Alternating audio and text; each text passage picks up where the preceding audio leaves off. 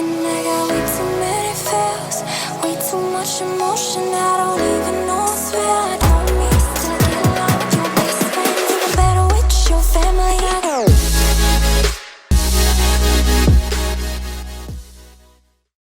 What's up, friends, and welcome to today's video, which is obviously a Q&A surrounding my prep. Now, first thing is, I'm not going to be sharing my macros just because I don't want to put the disclaimer out there that what works for me is not going to work for you, and I would hate for somebody to stumble across this video and it be the first one they ever see from me, and they hear my macros and be like, oh, I have to eat those macros to look like her, because that's not the case at all. If you are in that position, get a coach, do your research, educate yourself.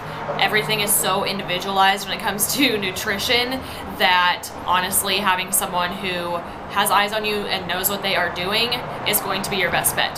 So there's that. I posted a little question box on my Instagram story a couple days ago asking you to submit your questions. Well, I did not screenshot them because to my understanding, I could go back into my insights and go back to my archive and look at an old story and see who all had viewed it and who had submitted questions, and I could just pull them up that way. And for some reason, I guess that changed on Instagram, because that for sure used to be a thing, and now it's not showing me any of the questions. So what I did was I created a note in my phone with a list of topics that I remember people asking about. So we're just gonna go through those, and if I missed your question or forgot it, I'm so sorry. I can continue to make Q&As, or you can drop them in the comments below, but we're just gonna get started. So one of the most frequently asked questions was how much cardio I'm currently doing. Right now I am doing 5 35-minute list sessions. So low intensity steady state, I do them after I train, so my 2 rest days a week are still true rest days. And I will say, after I train legs, I'll do my lists on incline treadmill, but other days, the rest of the time, I will do the Stairmaster. Another question was how far out I am and what shows I'm planning on doing. And honestly, I don't know why I feel weird sharing this. I think it's because this whole prep, I've been prepping for a minute, and this whole prep I haven't shared my show dates just because, I don't know, it's just something I wanted to keep to myself. And I have not registered for any shows. Obviously I have eyes on shows that I want to do, but just know that right now I'm deciding between a couple of different ones in November. So right now I am about 11 and 12 weeks out. There's that. Another question I remember somebody asking was, what is the weirdest food combination I have going on right now? Because when you get low carb and your macros get lower, you start to eat just really weird things for no apparent reason. Like, I still have my normal meals, whatever, but the weirdest thing that I have right now is for sure Greek yogurt with stevia and German chocolate cake level 1. Like, I just stir that up and it's like a little protein pudding, and I eat that by itself, and then I eat my reduced guilt pita chips from Trader Joe's. So it's like I got the sweet and I got the savory, and I was putting tuna in the Greek yogurt with stevia. It sounds so disgusting, but it's so good, and I was using it as like chips and dip. That was pretty weird, but now we switched over to the sweet and savory. So I think that's probably the weirdest thing that I have going on right now. Differences in this prep from last prep. So this prep, I just feel like I understand the process a lot better. I know a lot more just in terms of physiology and how my body works and just how to execute, right? It's not that I wasn't hitting my macros and doing my training and everything last prep. I was doing all the things, but this prep, I'm just more of an athlete. I feel like it's just a numbers game. If my food gets dropped, I'm not like emotionally attached to it. I'm just like, okay, like I just have to switch my numbers and change my meals around, and I just get creative without eating a ton of like processed or like macro friendly shit to like fit my macros. I have zero desire for macro friendly treats. Like, I would rather just eat my staples every day and eat what digests well with me, because last prep, I kid you not, there was a period of time where I would eat like a whole bag of cauliflower rice and feel like shit because it's so much fiber, and do it again the next day just to like volume eat because I didn't want to feel hungry. Yo, I'm to the point now where if one little thing throws me off, which last week it was spinach and zucchini, I cut it out the next day because I would rather feel hungry than feel like shit. Okay, so that's a huge mental change for me.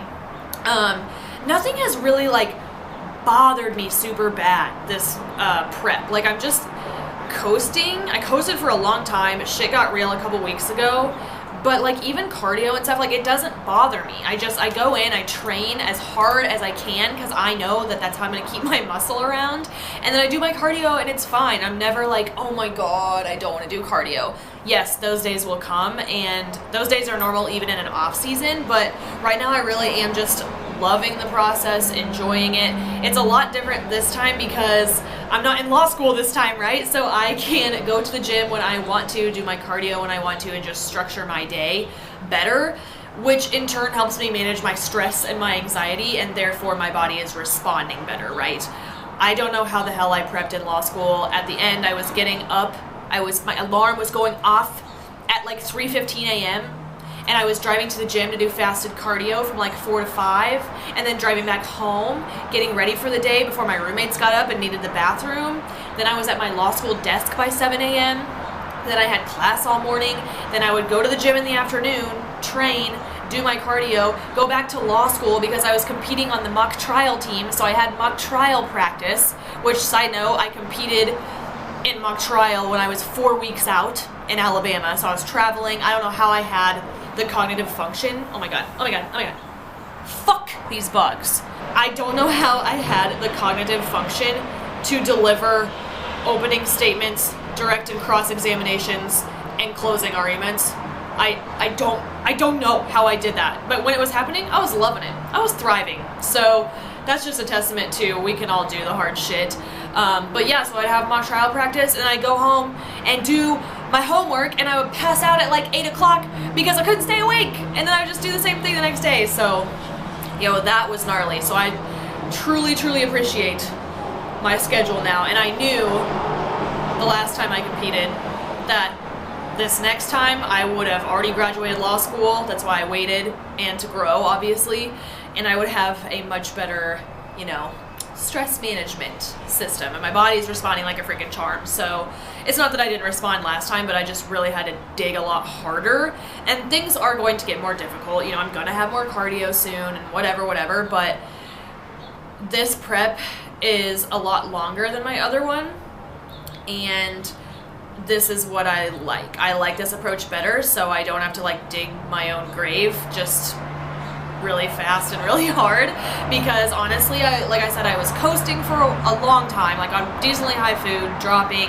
and then and I can usually, every mini cut that I've done, I can usually drop about 10 pounds on like 200 carbs. So that's just my body. Like, I do respond very well, but obviously over time our bodies adapt and we have to adjust and whatever, and I would rather dig now and have some time to diet break or maybe pull up into the show than dig my grave this whole time, right? So the slow and steady process, I'm really loving it. You maintain more muscle that way because it's not as drastic of a deficit, right? And I've already had one diet break about a month ago when I went home to Kansas, and I'm pretty sure I'm gonna have another one like soon. My coach almost pulled my food up last week, and I was like, nah, like let's keep digging for a little bit. So to my understanding, I'll have a diet break soon, and then we'll dig again and hopefully reverse into the show. We'll see what happens, but yeah, things are going really well, and I'm enjoying the process, and I think that covers everything that's like different from last prep. There's obviously a lot because my life is so different, but all the good vibes. Okay, low carb hacks. So this is all gonna come down to volume eating, which just means you're eating like a big pile of food, right? For more volume in your stomach, but that pile of food has hardly any calories. So that's gonna be things like vegetables, right? Spinach and zucchini, like I was talking about earlier, cauliflower, spaghetti squash, asparagus, broccoli, things like that. But here's the thing, those things are packed full of fiber. And if you eat too much fiber, you're not gonna be feeling good. Also, different foods digest differently with each individual. So I think recently for me, spinach has started to really affect me, so I'm keeping an eye on it, and I will pull it if it makes me feel like shit. So that's gonna be the low carb hack, is volume eating. But on the flip side, please be careful with that, because if it makes you feel like shit, again, wouldn't you rather just feel hungry than feel like shit? I don't know, personal choice.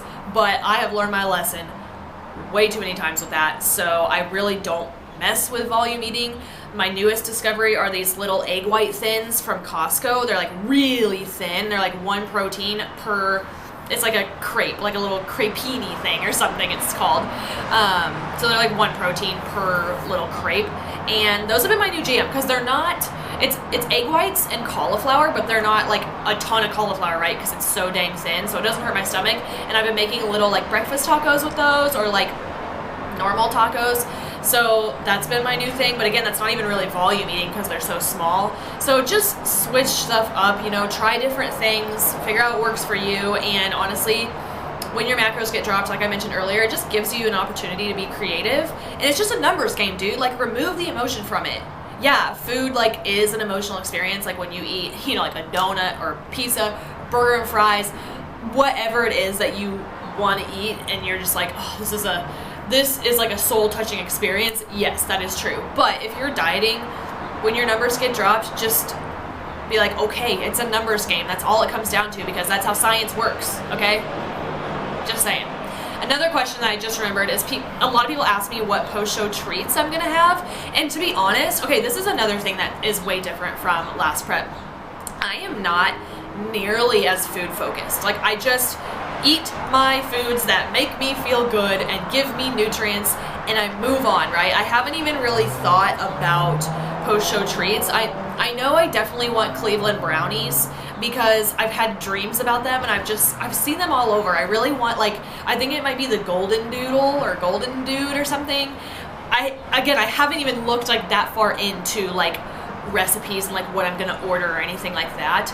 Honestly, I would just love for all the cookie companies or brownie companies or whatever to just send me post-show treats. So hey, if you're watching, send them my way. I will promote you to the people. Or if you know companies that are down to do that, send them my Instagram or send their name my way, because I would love that. But I know I definitely want Cleveland brownies because I've had a dream about that one that's like, it just looks like it's like a light colored cookie or brownie with like white chocolate chips on it. That thing just looks so good. I just would love that little guy. So I think I definitely want those. I've seen Fat and Weird cookie like all over. So that'd be dope if I could get my hands on some of those. But again, I'm not super food focused. Yeah, it's gonna be awesome when like I get post-show treats and stuff. It's literally like one of the best parts. But again, I'm in such a better headspace with like food and just, I don't know, that whole deal. So I really haven't thought about it that much, but there's definitely a few cookie companies that like stick out to me, and we'll be trying them. And last time, if you go watch my last prep series, please go look at the slutty brownies I made, because those things were dank. Like, I need to start a bakery, honestly, because those things were the best thing I've ever tasted. Okay, another question I remember is, how do I not get tired of eating the same thing every day? Well, for you, you're gonna have to not eat the same thing every day. If you're getting tired of something, just switch it up. That's the beauty of macros. Switch your protein sources, switch your carb sources, switch your fat sources, switch your veggie sources, pick different sauces. Like, that's the point of learning how to track macros, is you have this flexibility, right? You're not restricted, no food restrictions, just make them fit your numbers. So I switch up my like actual meals, like what I put together in terms of like, here's tacos, or here's like a Greek yogurt bowl, or here's like an omelet, here's a pancake bowl, here's protein ice cream, like the actual whole thing. I will switch that up like every few days or so. Like if I see something new at the store, then I need to use it before it goes bad, right? Like I just got this chocolate hummus from Trader Joe's. Wow, tastes like brownie batter, amazing. Or like I just found those egg white crepe things at Costco, so now I'm using those. But in terms of like my protein sources, my carb sources, or lack thereof right now, and my fat sources, I just find different ways to combine all those. So I don't know, maybe that seems really self-explanatory, but sometimes we just need to be reminded that like you can switch it up. If you're tired of something, you don't have to keep eating it, right? And that is the beauty of tracking macros. All right, another question was how to deal with hunger when you're on prep. And what I'll say is I am an experienced dieter, right? I've gone through a prep before, I've gone through several mini cuts. So I'm pretty good at managing my food and spacing it out throughout the day and not having to deal with hunger. But regardless, if you are in a caloric deficit, your body is going to feel hungry, and it's just something that you have to deal with. You have to get uncomfortable if you want to make progress, right? And hunger is not a bad thing. It means your body is responding to the plan. So in terms of like diet hacks when that happens, honestly, I would just recommend drinking your water. You can put water flavoring in there. You can put BCAAs or EAAs. Side note, essential amino acids are much better than branched chain amino acids, just so you know. Drink Diet Pops. I love Diet Dr. Pepper. Drink fizzy waters. Chew gum, but be careful with the gum. Make sure it's sugar-free and you're only doing a couple pieces a day, because sometimes gum has carbs, like a couple, and that will add up throughout the day, and that's going to affect your macros. I don't care how small it seems. When it adds up, it's going to affect your macros. But otherwise, dude, like, just space your food out throughout the day and know that you got to get uncomfortable to progress, right?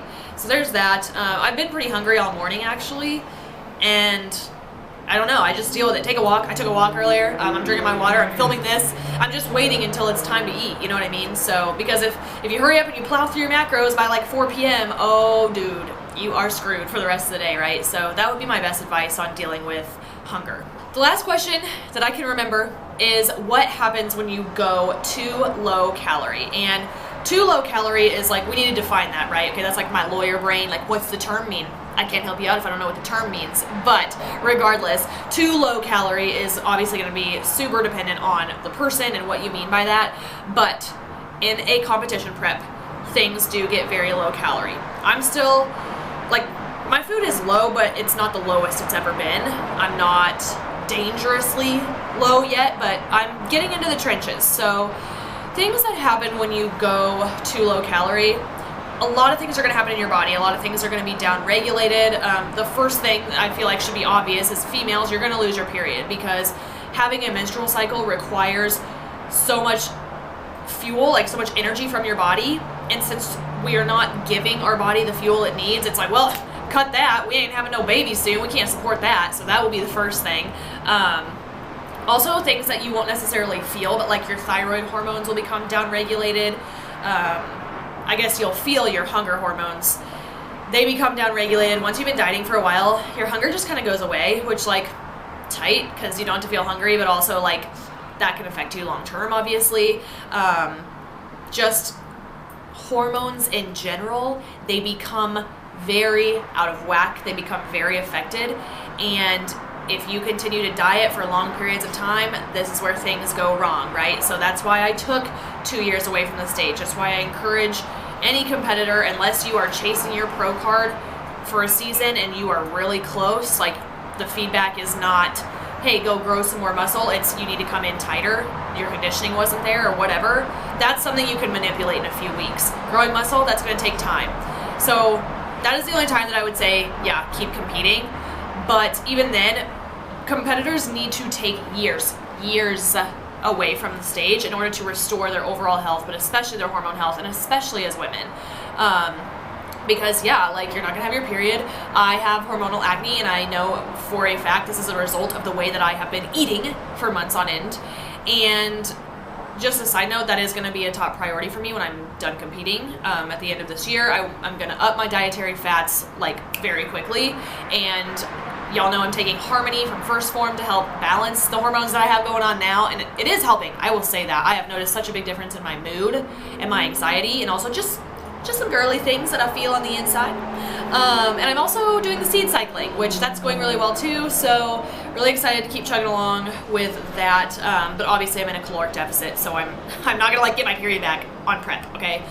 Anyway, but yeah, your skin can be affected. My skin, since my food got dropped, like, not only my acne problems, but, like, my actual, like, my skin everywhere is so dry, dude. And I take hair, skin, and nails. Like, I put lotion on and stuff, but that's just something you'll notice. Like, your normal, like, organs, your skin is an organ, by the way, organ function starts to down-regulate. My nails, they don't grow as fast, even though I'm taking hair, skin, and nails. And, like, just me as a person, my hair and my nails have always just, like, shot out of my body, and that is slowing down, and that is a huge indicator of just what I'm doing to myself, right? And this is what competitors put themselves through. But I think it's important to point out, I'm not ignorant. I understand what's happening. I'm choosing to do this, and I wouldn't do it if I didn't want to do it. And as soon as I am done with the season or whatever, my overall health and hormonal health is going to be top priority. So yeah, those are things that happen during prep. You start to get, or when you go too low calorie, I guess the question was, you start to get uncomfortable in your body. Like, you get to a point where laying in bed, it's not cozy anymore because you're too damn lean. You're just like a bag of bones, just trying to get cozy and you can't. I know this morning I was sitting in my chair in there earlier and I couldn't, like, even just like sitting up, I just like was not comfortable. So I'm getting to that point of leanness where things are not that comfortable. Your recovery takes a big hit. You're going to be super sore probably most of the time. It's just because we're not putting the food in to recover, but that's what you have to do. You have to deplete yourself in order to lose body fat. So there's a lot of really extreme things that can happen, but that's going to be compounded over time. So if you are a competitor or you're thinking about competing, just be smart. Do not jump from show to show to show to show. Like, take the judges' feedback and really think about what it's going to take to improve your package and roll from there, you know what I mean? So I'm trying to set a good example of taking 2 years off and coming back with a freaking completely different package. Like, I plan on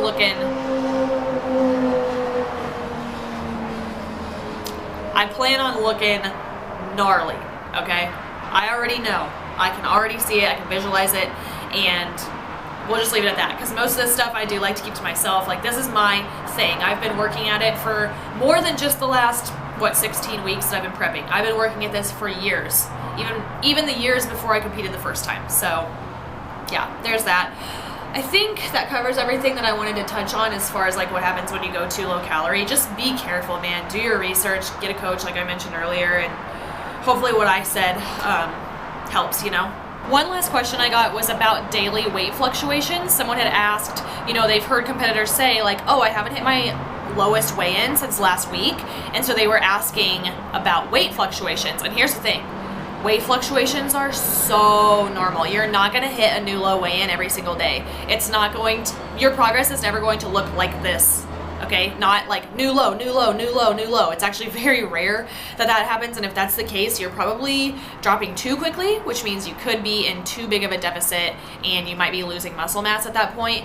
However, over time, if you look at your data points for the week, and let's say, you know, you got some fluctuations in there, whatever, over time, when you stack up those weeks, they should be trending down, right? So I just wanted to cover that, and there's not really much else I can say besides what might affect your weight fluctuations. It's going to depend on the person, but it's everything, dude. It could be how much water you drank, how much sodium you had yesterday. Did you eat particularly salty food? Did you eat more food? You might have more food volume in your stomach. After a refeed, your body's going to store carbs as glycogen in your muscle cells, so it's not fat, it's just stored carbs. That's going to reflect on the scale. You're going to be heavier. If you're inflamed from training, are you stressed out? Do you have hormonal shifts? It's literally everything. Is your digestion off? So those are just a handful of variables that can affect that. But I wanted to make sure I touched on that because, yeah, somebody actually asked. So didn't want to forget that. Hopefully that makes sense. So yeah, I think that's everything. Sorry that I suck and did not screenshot the questions, but I do remember most of them from like my notifications or whatever. If I missed yours, I'm sorry, drop it below, or I can always continue to do these. You know, we still have a decent amount of time left in prep, and obviously I'll keep you updated with everything as we go along, the highs, the lows. And I really would like to just document as much of this prep as possible. I know I've mentioned that a couple times before, and I'm just gonna keep doing it. You guys seem to love it. You guys give me such great feedback, and I can really feel the love from my YouTube community, and I really wanna do a lot more with YouTube. So there's that. I'm gonna cut this here, but if you watched until now, I am taking all my good vibes. I'm sending them your way. If you could give the video a thumbs up, subscribe, and hit that bell before you leave, that would be dope, and I will catch you in the next one. Bye. We